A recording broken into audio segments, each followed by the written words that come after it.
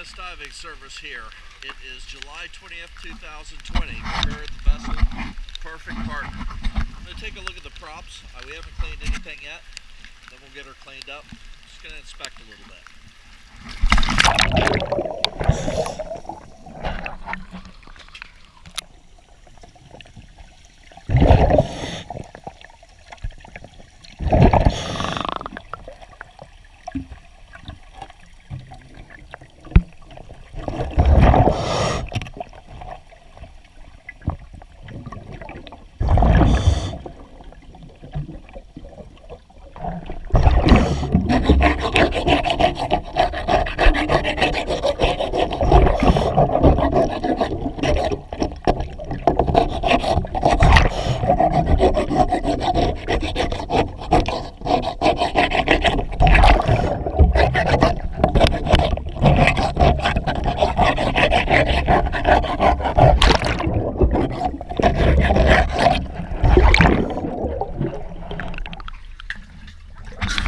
Your trip tab anode is okay.